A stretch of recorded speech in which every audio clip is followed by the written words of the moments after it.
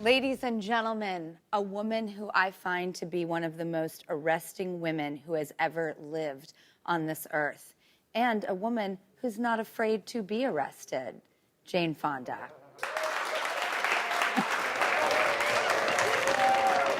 Hi, Drew. I'm so happy to see you. Oh, God, I'm so happy to see you too. I know I'm supposed to be asking you questions, but oh my God, I love you so much. Well, we've known each other for a long time. I mean, here I am sitting in a kind of a basement room that I fixed up, and you're in a studio.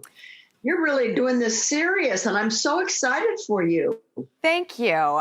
Can I show and share a TikTok that everybody has already seen and it went totally viral? But it's you in quarantine.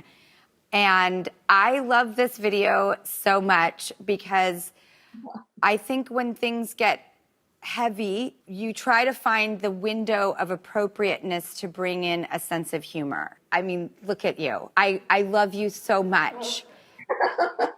It's just, this is so fun. Yeah. I've been to your house for a party, by the way. That was your parties. By the way, everybody, Jane Fonda parties are epic.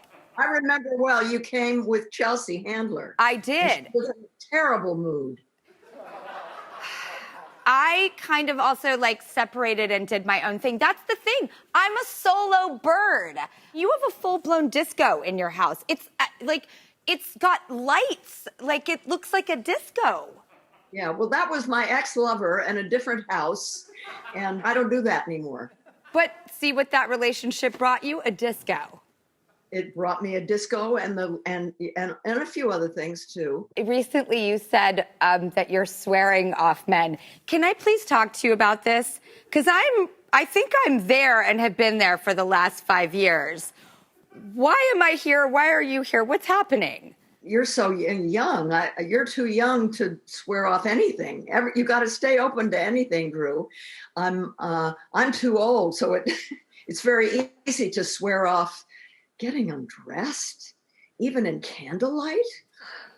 Your argument, though, was so good. You were talking about your full life and your friends and your kids and your philanthropic endeavors and your work, and your life is so full. And I think time.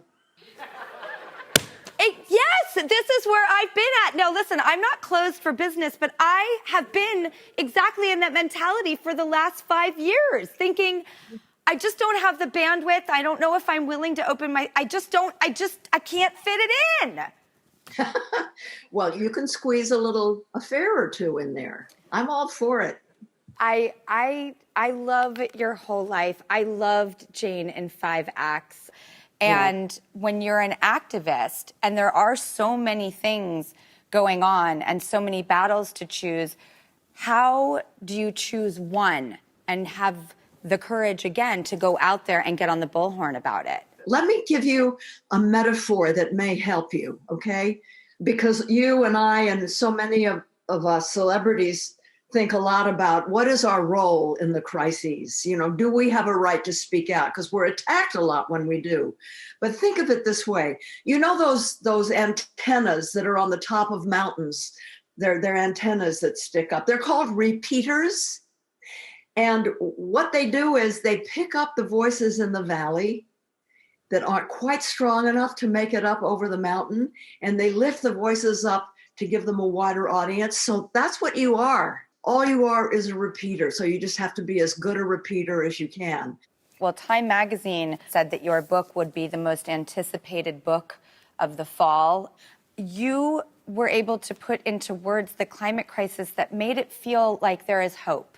Well, there is hope. I mean, the scientists who lay out the dire warnings, they all say, but we can do it. We have the technology to do it. We have the money to do it.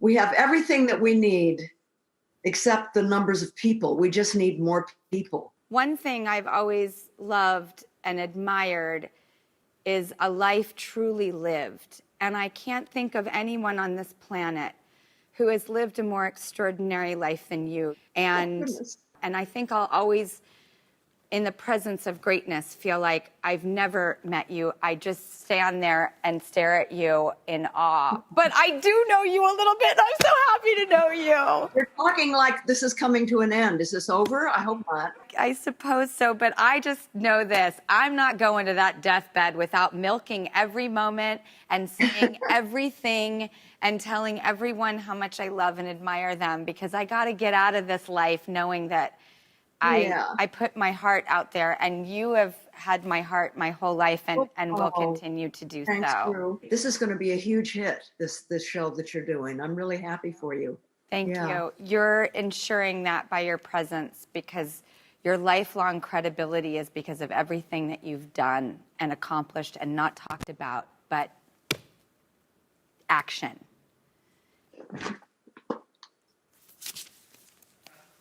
Ladies and gentlemen, Time Magazine's The Must Read of 2020. Pick your copy up and find your hope. Hello, Thank thanks. you, Jane.